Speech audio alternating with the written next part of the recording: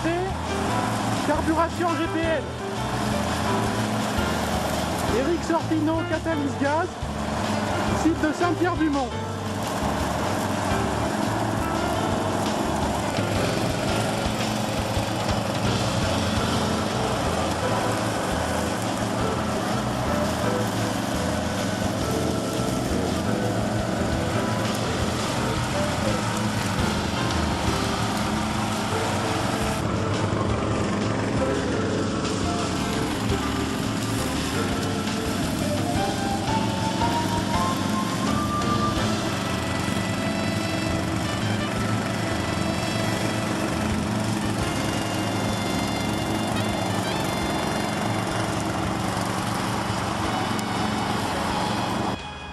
« 7 août 2014, nous sommes sur le site Catalyse Gaz SARL par Éric Sortino, qui se situe 63 rue de la Théoulaire, 40 280, Saint-Pierre-du-Mont.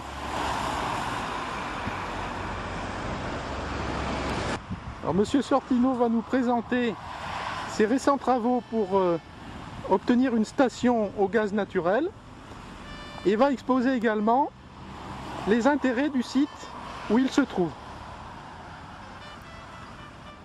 Bonjour Monsieur Sortino, nous sommes sur votre site et votre garage. Alors quels sont les avantages de ce site pour les personnes désirant s'alimenter en GNV? Alors les avantages que je crois utile de mentionner, c'est que nous sommes idéalement placés. Vous avez derrière moi la 4 voies qui va vers Saint-Sevé. Et nous sommes à 500 mètres environ de la rocade. Donc pour venir, c'est très simple. D'accord. Il y aura la possibilité éventuellement de pouvoir faire le plein en 24 heures sur 24 avec l'automate qui sera installé. Donc un plein en 24 heures sur 24 avec l'automate. Alors je vois que l'entrée est par ailleurs très pratique, en particulier pour les poids lourds. Est-ce que vous pouvez nous donner des précisions? Disons qu'à terme, lorsque le dual fuel sera enfin autorisé en France pour les poids lourds, j'ai prévu de pouvoir faire en sorte que ces derniers puissent venir s'approvisionner. D'accord. On aura des véhicules utilitaires et du véhicule lourd. Oui. Alors on voit notamment qu'il est pratique pour les poids lourds de venir sur ce site puisqu'un rond-point est prévu. Donc ce qui évitera les manœuvres délicates pour les gros engins. Voilà. D'accord. Alors voici la station GNV que Monsieur Sortino a installée. Alors Monsieur Sortino, vous nous avez parlé beaucoup des poids lourds. Est-ce que ça s'adresse à d'autres véhicules? Tout à fait. Vous avez l'exemple ici d'un petit véhicule, une tondeuse autotractée, qui fonctionne au gaz naturel et à l'essence. Après, évidemment, on comprend qu'il y a les voitures particulières, les petits utilitaires. D'accord. Donc c'est vrai que cet exemple est très original là, sur la tondeuse autoportée. Et ça s'adresse à tout type de véhicule au quotidien. C'est ça. Ça peut être des voitures, des utilitaires. Donc ça s'adresse à tout le monde, aussi bien aux particuliers qu'à des professionnels. Plutôt pour des véhicules situés aux alentours évidemment de la station parce que le réseau est pas très bien maillé en France. D'accord, très bien. Alors Monsieur Sortino, les gens du quotidien s'interrogent comment remplir un réservoir de gaz. Alors vous allez sans doute nous montrer comment ça fonctionne. Très simplement, on récupère le pistolet, Oui. on enlève le bouchon, on présente le pistolet, on le ferme. D'accord. Et on appuie sur l'interrupteur pour remplir. Très bien. Donc pour faire le plein, c'est très simple, il suffit d'appuyer sur ce bouton. Exactement, on appuie sur le bouton vert. Oui. Quand c'est terminé, comme une pression des pneus, ça s'arrête et on débranche le pistolet. D'accord, alors on va regarder les opérations de débranchement. Rien de plus simple. Voilà. On rapproche le pistolet et on remet le bouchon. Voilà, donc c'est très facile et sans danger pour l'utilisateur. Pas plus simple. Très bien.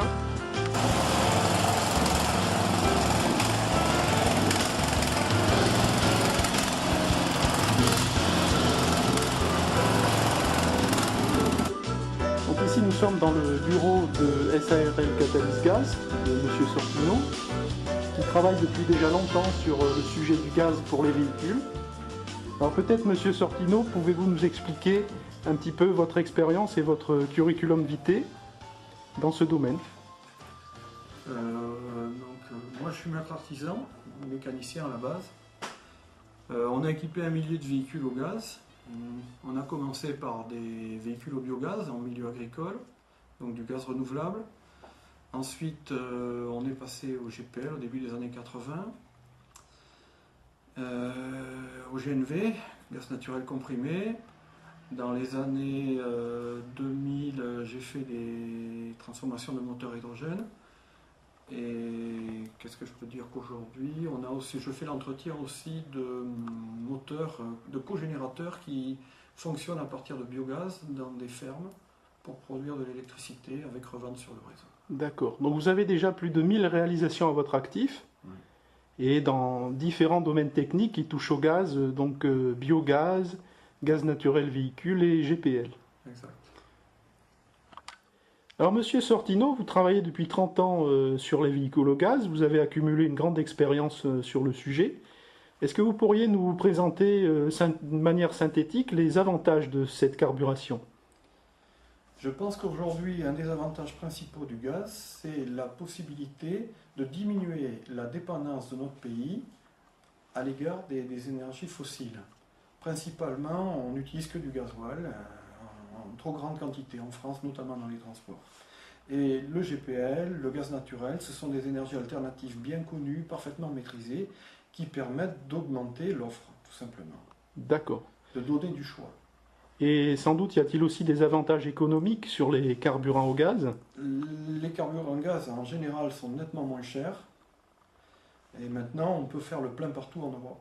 Donc c'est important, c'est pas quelque chose d'isolé. Et ça ne s'arrêtera jamais. On est, à mon avis, dans l'âge du gaz. D'accord, donc il y a des grandes perspectives sur le plan de l'indépendance énergétique. Simplement, la chose que je constate, c'est que même au jour d'aujourd'hui, en 2014, le gaz est complètement oublié de la transition énergétique. C'est peut-être pas un sujet très porteur, et pourtant le gaz en matière d'énergie en France représente quasiment autant que l'électricité. On parle d'électricité, pas de gaz. En particulier le gaz issu des stations de biométhanisation. Oui, alors ça c'est la version renouvelable, on va Voilà. dire, du gaz naturel qu'on importe. La version renouvelable du gaz. Oui, oui. Très bien. Donc concernant ce projet de station de livraison gaz naturel véhicule, est-ce que vous pouvez nous expliquer le planning de cette station, sa mise en service? En ce moment, la station est uniquement à usage privatif. Ce sont mes véhicules et la tondeuse que vous avez vue. À terme, évidemment, vers probablement l'année 2015, j'ai pour objectif d'ouvrir la station au public. Et ensuite, en 24 heures sur 24, avec une carte bancaire de manière tout à fait classique. D'accord. Donc dans l'immédiat, la station est testée sur plan technique pour s'assurer que tout fonctionne bien. Et dans le courant de l'année 2015, vous espérez donc l'ouvrir au public, oui. En particulier avec un service de carte pour prendre du gaz à tout moment. Très bien. Eh bien, merci Monsieur Sortino pour toutes ces informations.